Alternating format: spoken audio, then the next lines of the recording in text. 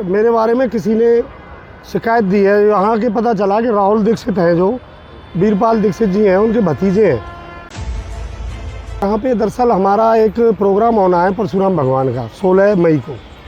तो उसके बारे में हम पिछले 10 दिन से शाम को सुबह न्योते पे जाते हैं। अलग अलग गाड़ियों में अलग अलग भाई जा रहे हैं, तो हम भी यहाँ समय निकाल के बैठते हैं।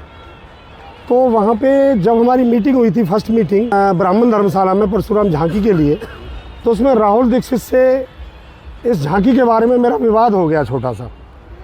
तो विवाद हुआ तो उसमें इसने विघटन पैदा करने की कोशिश करी।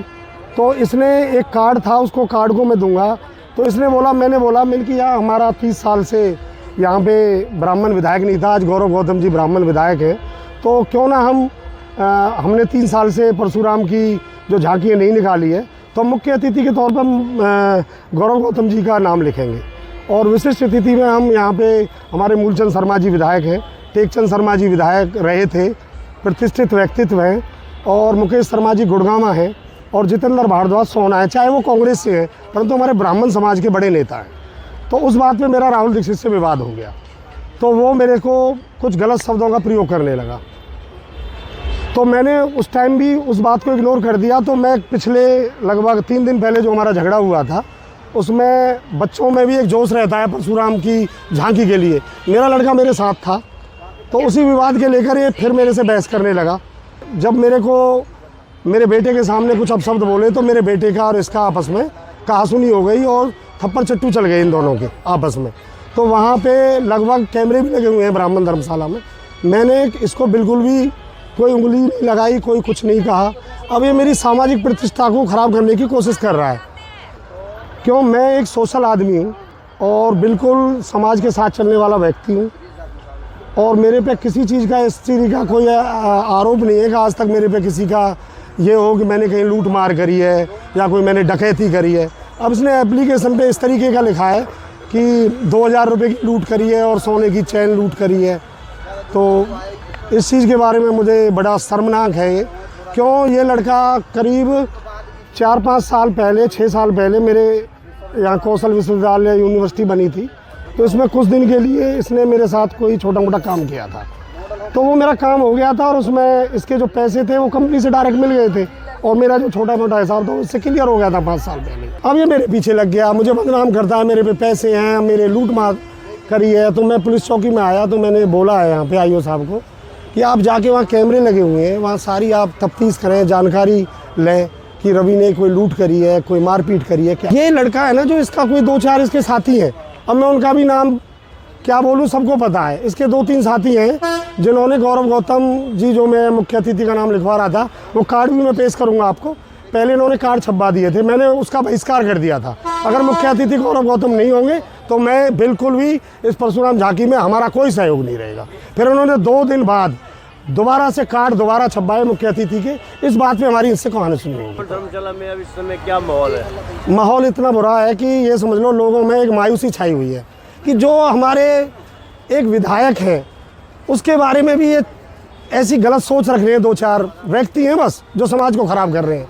यानी ये बताओ, हमारी परशुराम झांकी है, उसको निकालने में आप ये बताओ इनको दिक्कत क्या है? उल्टी सुल्टी बात कर रहे हैं, कोई किसी पार्टी का नाम ले रहा है, कोई किसी पार्टी का नाम। अरे यहाँ सब पार्टी है, हम सब ब्राह्मण हैं और 36 बरादरी के लोग हमारे साथ रहेंगे। हमारे भगवान है, वो हमारे भगवान नहीं, सबके भगवान है। जिस तरह से चुनाव की बातें आ रही है, तो उससे लगता है कि खटाई में पड़ सकता है मामला? खटाई में पड़ सकता है, और इसमें भीड़ मुझे नहीं लग रहा कि अगर विधायक जी, हमारे मंत्री जी अगर इसमें प्रोग्राम में आते हैं तो भीड़ निश्चित होगी। क्यों, उनकी लोकप्रियता है ना, जो गौरव गौतम जी, उनका अगर ये रहेगा कि वो यहाँ पे आएंगे तो फिर तो भीड़ निश्चित होगी। संदेह कैसे हो रहा है कि नहीं आएंगे? संदेह ये है कि जो इस प्रकार का झगड़ा हो रहा है तो विधायक जी अब इस बेमतलब के पचड़े में क्यों पड़ेंगे, आप बताओ। जब ऐसे आरोप ये लगा रहे हैं, मैं एक समाज सेवा में मुझे 20 साल हो गए, कोई बता तो दे कि किसी का किसी प्रकार का मेरे से कोई इस प्रकार का कोई केस हुआ है या डकैती हुई है या ऐसा कोई लेन देन है। वो ये कहते हैं कि ये रवि सरपंच किसी भरोसे के लायक नहीं है, कि पहले करण सिंह दलाल के साथ भी घूम रहे हैं। मैं करण सिंह दलाल के साथ बिल्कुल रहा था, पिछले 10 साल रहा था, और इस बार मेरी कमिटमेंट थी गौतम भाई से, अगर आपको टिकट मिलेगी तो मैं करण दलाल को उसी दिन छोड़ के आ जाऊँगा। और आप इस बात को मंत्री जी से पूछ सकते हैं मंत्री जी को जिस दिन टिकट मिली थी, मंत्री जी का मेरे पास 11 बजे फ़ोन आया कि रवि भाई आप अपनी कमिटमेंट पे बताओ, आपने बोला था। मैंने बोला भाई मैं आपके पास घर आ रहा हूँ सुबह, और माला लेके गया और मैंने स्वागत कर दिया, और वो फ़ोटो भी मेरे पास है। आप पवन भड़ाना के साथ भी घूम रहे हो।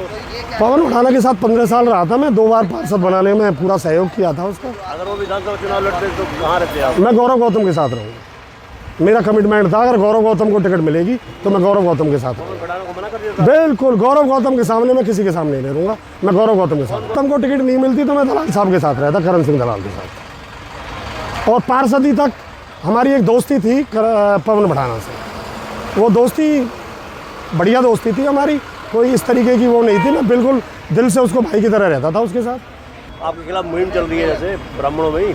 ब्राह्मणों में तो नहीं चल रही, ये 2-4 लोग हैं जो मेरी प्रतिष्ठा से ना जले हुए हैं। अब ये बताइए, मैंने मंत्री जी का साथ दिया है, अपना गली गली पूरी रात जागे हैं, जगह जगह गए हैं, पूरे विधानसभा में घूमे हैं। अब हम कोई इस तरीक़ा का कोई अपना पर्सनल फ़ायदा तो मंत्री जी से ले नहीं रहे। आज़ाद पाठक ने उनके लिए कहा है, आज़ाद पाठक बहुत प्रतिष्ठित व्यक्ति हैं और वो दबंग आवाज़ और वो सही बात बोलते हैं। उन्होंने कुछ देखो, इसमें मंत्री जी हैं हमारे, उन पर बहुत बड़ी जिम्मेवारी है, और वो विधायक के साथ साथ हरियाणा के मंत्री हैं, और उन पर दुनिया भर के महाराष्ट्र और बॉम्बे तक के प्रभारी हैं। तो वो बिजी हैं और पूरे उनका कार्यभार इतना ज़्यादा है उन पर। तो कुछ लोग हो सकते हैं कि कुछ इस तरीके की गलत हरकत करते होंगे, तो उसके बारे में कहा है आज़ाद भाई ने। अब ये पता नहीं है कौन कौन है, वो सच मांग नहीं है, मैंने बोल दिया मेरा कोई लेना देना नहीं है, आप जाके वहाँ पता कर लो। अगर FIR लॉन्च होगी आपके खिलाफ तो? गलत FIR लॉन्च हो ही नहीं सकती, सबको पता है रवि एक प्रतिष्ठित व्यक्ति है, सामाजिक आदमी है, इसमें कुछ भी नहीं है। कैसे हो जाएगी ऐसे गलत? कानून अंधा है क्या? आप बताइए। अब ये बैठे हैं तो ये पुलिस ऐसे कोई गलत थोड़ी कर सकती है, ऐसे तो कोई भी किसी के खिलाफ एप्लीकेशन दे देगा, ऐसे थोड़ी है।